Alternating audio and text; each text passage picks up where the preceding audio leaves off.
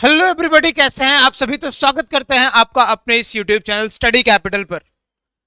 तो आपको पता है कि भाई आपका जो बोर्ड एग्जाम है वो होने वाला है और ये फेब में होने वाला है।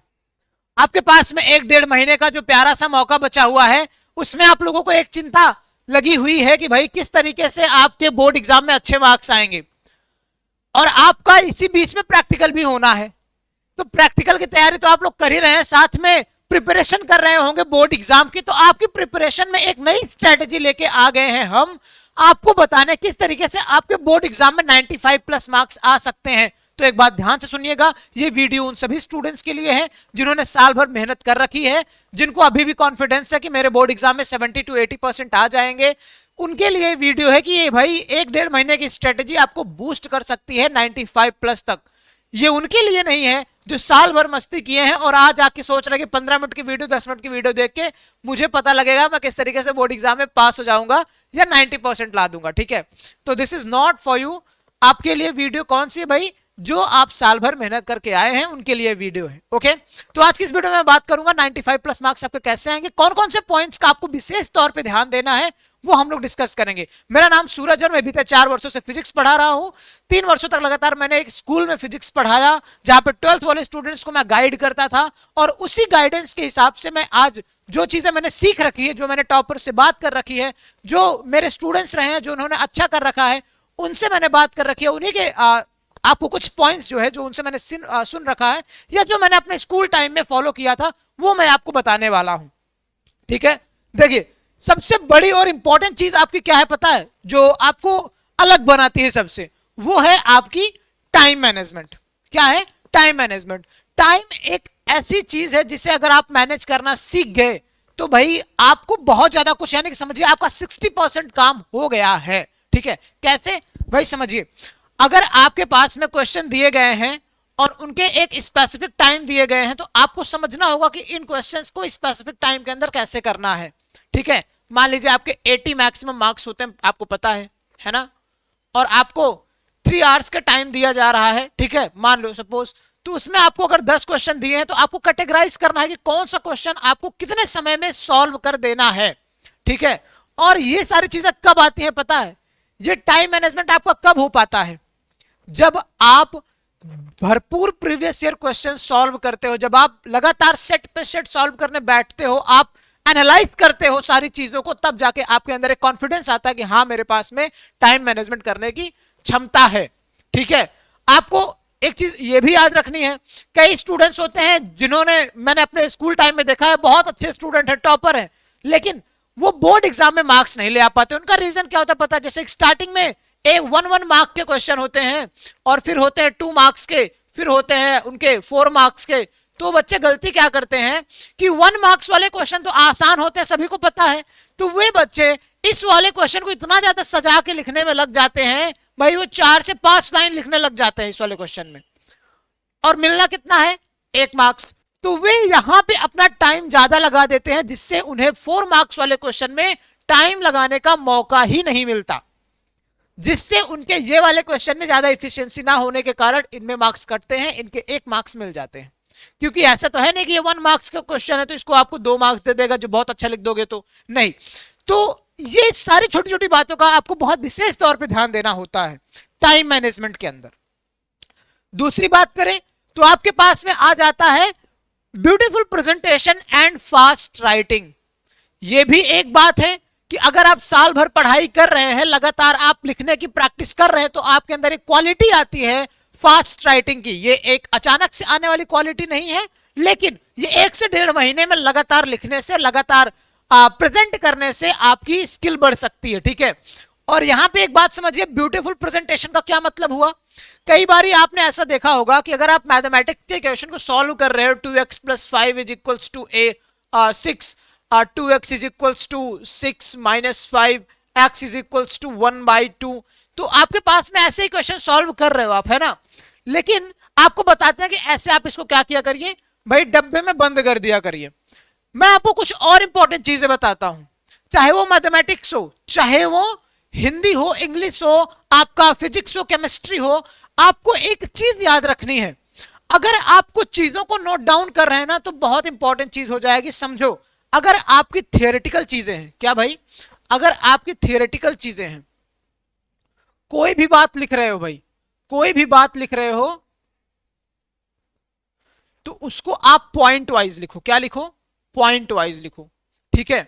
जो स्पेशल, जैसे किसी का, आप किसी साइंटिस्ट का नाम लिख रहे हैं, किसी ईयर को लिख रहे हैं, कुछ उनके फैक्ट्स को लिख रहे हैं, तो उसे आप कोई अलग पेन से, जैसे आप ब्लू पेन से लिख रहे हैं तो उसको आप वहां पे ब्लैक पेन का यूज करके लिखिए, यानी कि उसको कुछ डिफरेंट कर दीजिए, उसको आप कैटेगराइज कर दीजिए, मतलब सबसे अलग दिखे, वो उभर के आए सामने, जो आपके फैक्ट्स हो उभर के आए।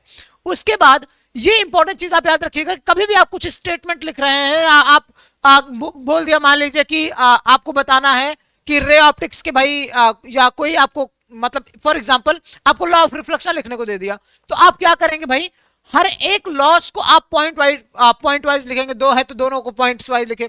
या मान लीजिए आपको थियोरी ही दे दिया इंग्लिश में लिखने के लिए कोई ऐसा टॉपिक पे, तो आप पैरा बना रहे हैं, तो पैरा भी आपका कैसा होना चाहिए, जहां तक तो थियोरेटिकल वाला पोर्शन है वहां तक तो स्टार्ट आप बढ़िया साइड से कर रहे हैं और लिखते हुए चले आ रहे हैं, बट जहां पे आपका खत्म हो रहा है वहां पे एक लाइन आप गैप करके दूसरी लगे।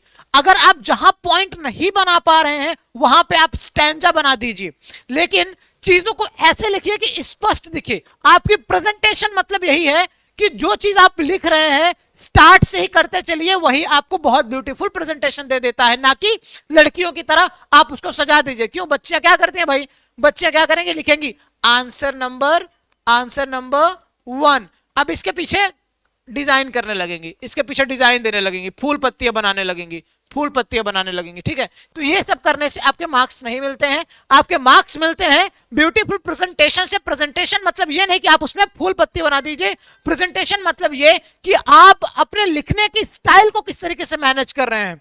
अगर आपके पास में कुछ पॉइंट्स है तो पॉइंट्स किस तरीके से लिख रहे हैं, स्टैंजा है तो स्टैंजा किस तरीके से प्रिपेयर कर रहे हैं, इस पे मैटर करता है। और फास्ट राइटिंग तो आपके लिए इंपॉर्टेंट है ही, कि भाई आप लिखिए, अच्छी राइटिंग में लिखिए और फास्ट लिखिए, ठीक है। ये आप 1 से 1.5 महीने में इंप्रूव कर सकते हैं अपने आप को, ठीक है।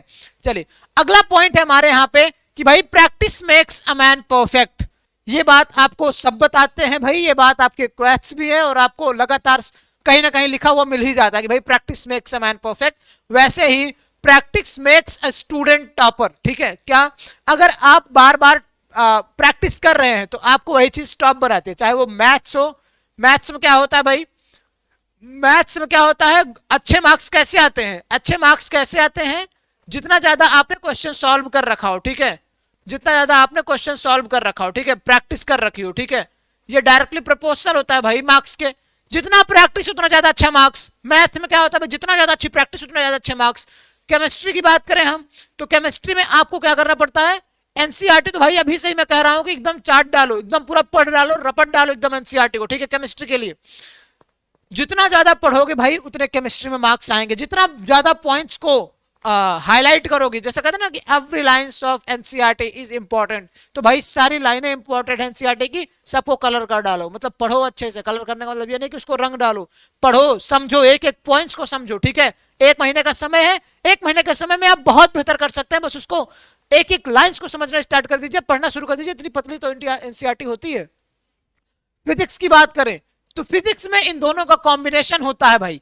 आप प्रैक्टिस करिए न्यूमेरिकल्स की, कॉन्सेप्ट को पढ़िए, कॉन्सेप्ट के लाइंस को समझिए क्या कहना चाहता है, ठीक है। 1-1.5 महीने के अंतर्गत सारी चीजों को कैटेगराइज करिए, सबको अलग अलग समय दीजिए, फोन को कर दीजिए टाटा बाय बाय। 2 घंटे कम से कम फोन को साइड में रखिए, 2 घंटे कम से कम खुद से एनालिसिस करिए। अगर आपको इसके अलावा फोन से पढ़ना है तो आप पढ़िए, लेकिन 2 घंटे आप टाइम निकालिए कि फोन को साइड रखना है, खुद से पढ़ना है, फोकस होकर पढ़ना है और बुक्स पे ध्यान देना है। आजकल लोगों को प्रैक्टिस भी करनी होती है तो फोन में प्रैक्टिस करने लग जाते हैं। नहीं, आपको प्रैक्टिस भी करनी है तो अपने बुक उठा के न्यूमेरिकल्स की प्रैक्टिस करिए, एग्जांपल्स देखिए या बुक के कॉन्सेप्ट्स को पढ़िए। बुक जितना अच्छा आपको नॉलेज दे सकता है उतना फोन का कोई भी यूट्यूबर नहीं दे सकता। मैं आपको बता रहा हूं, रियलिटी बता रहा हूं। यूट्यूब के टीचर्स आपको समझा सकते हैं, बट एट अ टाइम आपके लास्ट मोमेंट पे आपको प्रैक्टिस नहीं करा सकते हैं। अगर आपको क्वेश्चंस की भी प्रैक्टिस करा रहे हैं ना तो ज्यादा बेनिफिशियल होगा कि आप बैठ के घर पे बुक पे सॉल्व करिए क्वेश्चंस और निकाल लीजिए कि क्वेश्चंस को सॉल्व करिए, उसके एग्जांपल्स देखिए, उसके पीवाईक्यूज सॉल्व करिए, वो ज्यादा बेनिफिशियल होता है, ठीक है। हाँ, टीचर्स हेल्प करते हैं यूट्यूब के, बट आपको अगर प्रैक्टिस करनी है तो खुद से करनी पड़ेगी, ठीक है। हम आपके क्वेश्चंस को सॉल्व करा सकते हैं, हम आपको different different kind of questions दिखा सकते हैं, बट आपकी तैयारी नहीं करा सकते हैं। चलिए आगे देखते हैं। आगे देखते हैं। अगर आपके पास बचता है अब हिंदी एंड इंग्लिश, दोनों में भाई, दोनों में जो मैंने इसके पहले वाले पॉइंट बताए थे कि आपके इंपॉर्टेंट है राइटिंग, एंड ज्यादा से ज्यादा राइटिंग। हिंदी इंग्लिश में कोई बताता नहीं, बट इंपॉर्टेंट ये है कि हर क्वेश्चन को आप कितना बढ़ा चढ़ा के लिख रहे हैं, ठीक है, हर क्वेश्चन को कितना बढ़ा चढ़ा के लिख रहे हैं। और दूसरी चीज, आप बढ़ा चढ़ा के लिखने में आप टाइम मैनेजमेंट भूल जाते हो, जो कि आपको सबसे पहला पॉइंट वही है कि बढ़ा चढ़ा के लिख तो रहे हो, लेकिन आपको टाइम भूलना नहीं है, टाइम मैनेजमेंट को भूलना नहीं है। आप बढ़ाइए चढ़ाइए, लेकिन यदि ध्यान देते रहिए कि आपके पास में समय उतना ही है जितने में सारे क्वेश्चंस आपको सॉल्व करने हैं। तो ये 3 पॉइंट आप याद रखिएगा। पहला, टाइम मैनेजमेंट आपका एकदम भरपूर होना चाहिए। एकदम भरपूर कैसे होगा? जब आप बार बार क्वेश्चन के सेट्स को सॉल्व करेंगे। बहुत सारे सेट रखे हुए हैं क्वेश्चन के भाई, प्रीवियस ईयर 2022, 23, 21, 20, 19, उठाओ सब सॉल्व करना स्टार्ट कर दो। उसके बाद दूसरा पॉइंट क्या होगा? आपकी अच्छी स्किल होनी चाहिए लिखने की, प्रेजेंटेशन आपका होना चाहिए। दोनों बेहतर करो 1.5 महीने के अंदर, जल्दी से बेहतर करो, 1.5 महीने के अंदर लग जाओ एकदम मेहनत करने में, ठीक है। तीसरी इंपॉर्टेंट चीज आपकी practice, practice, practice. Hard work यही है, स्मार्ट वर्क जो आपको बताया जा रहा है वो है। टाइम मैनेजमेंट आपका स्मार्ट वर्क है, ठीक है, प्रेजेंटेशन आपका स्मार्ट वर्क है, बट प्रैक्टिस में आपको हार्ड वर्क करना होगा, ठीक है। प्रैक्टिस में इतना हार्ड वर्क करिए ना कि आने वाले 1 से 1.5 महीने में लगे कि भाई ये तो कभी पढ़ता ही नहीं था, कैसे टॉप कर गया, ठीक है। ये सारी स्ट्रेटेजी अगर आप फॉलो करेंगे तो डेफिनेटली आपका 95 प्लस मार्क्स आने वाले हैं बोर्ड एग्जाम में। एंड सीबीएसई हो, आईसीएसई हो या यूपी बोर्ड हो, आप बेहतर कर सकते हैं अपने इन स्ट्रेटेजीज को फॉलो करके, ठीक है। तो wish you all the very best. मिलते हैं आपसे अगली वीडियो में। आप उम्मीद करते हैं कि इस वाली वीडियो को बहुत प्यार देंगे। कमेंट बॉक्स में कमेंट करिए कि आपको क्या समस्याएं आ रही है आपके बोर्ड एग्जाम में। मैं उस पर वीडियो बनाऊंगा, उसको रिजॉल्व करूंगा, एंड आने वाले समय में आपको हर एक स्टेप पे गाइड करने वाला हूं। Wish you all the very best. Bye bye.